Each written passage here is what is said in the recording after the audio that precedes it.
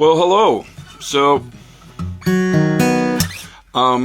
yeah, all my ideas to change the intro of Worth the Wait were not great. And then I went ahead, if you can see over here on the far left, I went ahead and got some new studio monitors because I was using these other kind of desktop ones that were, I mean, they're fine, but these sound just way, way, way, way better, but they also are way more accurate or flat. And so, like, they're just picking up things I didn't hear before. And so I'm actually going to just re-record everything. I've already got the drum track. I don't need to re-record that. But I'm going to try it more like the original. And so the opening will be more, like the... instead of the...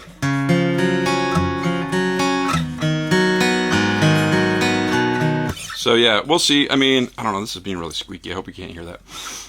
So yeah, it's Sunday afternoon, January, whatever this is, the 4th maybe? Yeah. So we'll see. We'll see how it goes. But thanks for listening.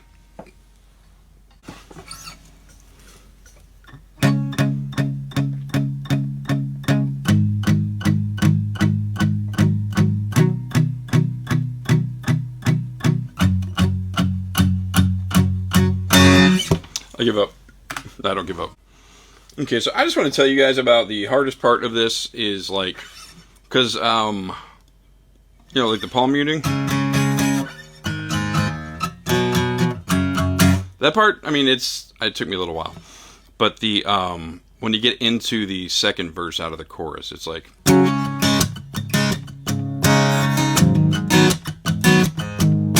But, like, there's these little, just, like, pick noises and things like that. Or, like, I might fold my thumb over too much and then, like, barely touch the A string. And so it, like, kind of, like, it dampens it. Things like that. So I'm going to try this one time and see how far I can go.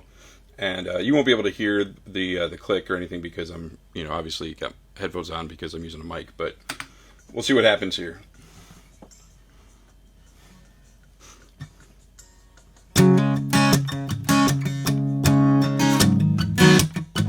So right there I got to stop because I just heard a little weird thing. So this is making music, and I like doing this by myself because that way I don't have anyone like waiting on me or watching me or being like, what the heck is this guy doing and why does he think he can play the guitar? So anyways, okay, so we got through second verse, second chorus. We're going to get into the bridge here, which is where it kind of like opens up. And yeah, you won't be able to hear it, but this is the acoustic part. So this is going into it.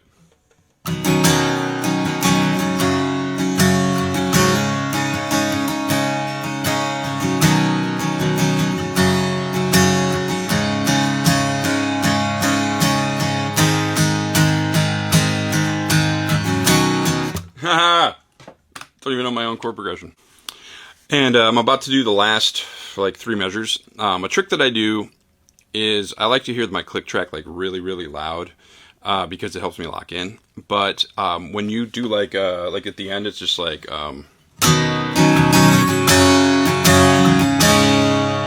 then I let it ring out, and oftentimes the mic's so sensitive and like my headphones are up pretty loud with the click track, you'll actually hear this little like as the guitar decays, it'll like leave room for the click to then get picked up by this.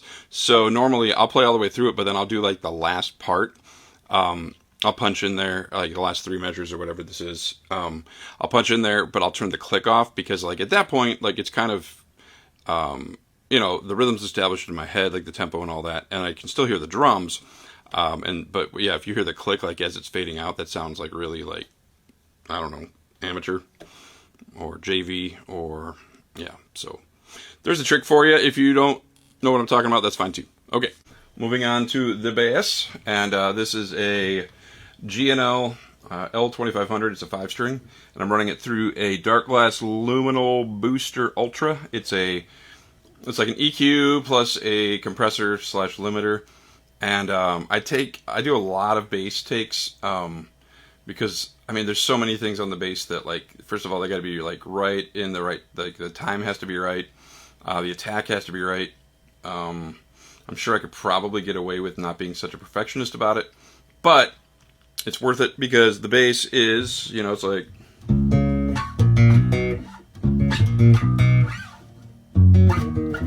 something like that.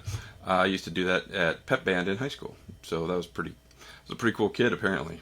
But yeah, let's. I'll just give you a little bit of taste of. We're just gonna try this, but I like to try a lot of different options, because I don't know, bass is like the stuff and the double stuff. So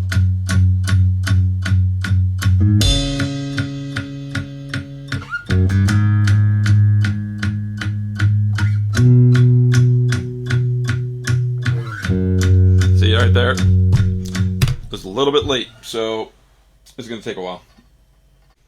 Okay, so this is like where it comes out of the chorus into verse 2, like the intro to verse 2. And I feel like when I wrote the song, I wasn't writing it with the drums or the bass in mind. It was literally just like the melody and then the chords. But when I started kind of working on it, first of all, the drum beat turned into kind of like a Manu Katché, In Your Eyes by Peter Gabriel type thing. And then the bass part, it just kind of like, it kind of drives it along, but it plays in between. So it doesn't just stay locked into like the kick or whatever. Like that would be really boring. It was like,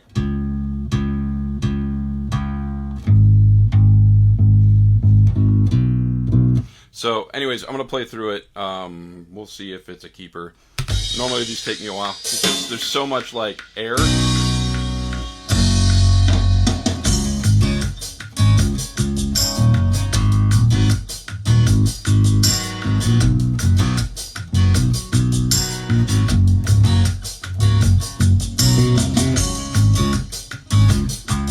Anyways, it's gonna take me a while. Alright, now it is time, since the bass is done and the acoustic stuff is done, drums are done, it's time for a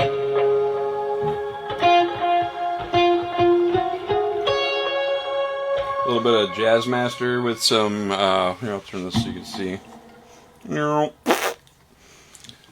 This is the microphone I'm using to record video.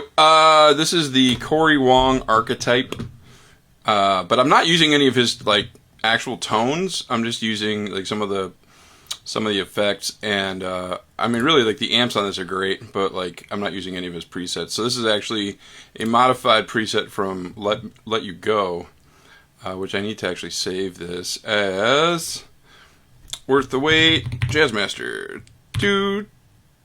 Where's the T? There it is. Worth the Wait JM. And now I will always have that if I ever need to come back. Alright, so we're going to start in on this first part, the little interlude between the first chorus and the second verse.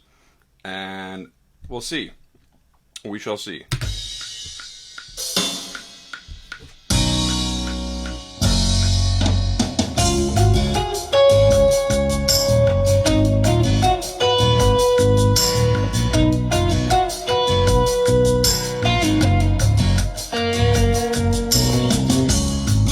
It's not the way I want it to go, but at least I remember the part, so that's good, right? Okay, bye. Okay, got all the Jazzmaster stuff done. Now it's time to turn to the Strat, well, it's the PRS, but yeah, gonna do more like rhythm type stuff on there. The Jazzmaster's got P90s on it, and so it's like a supercharged single coil. And then these are regular single coils, but I like the neck and mid pickup together.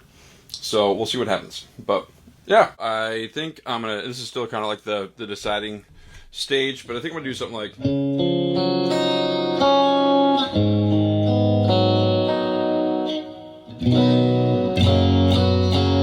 Something like that in there, after, like when the bass comes in. So third time through.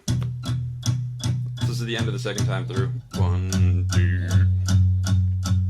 2.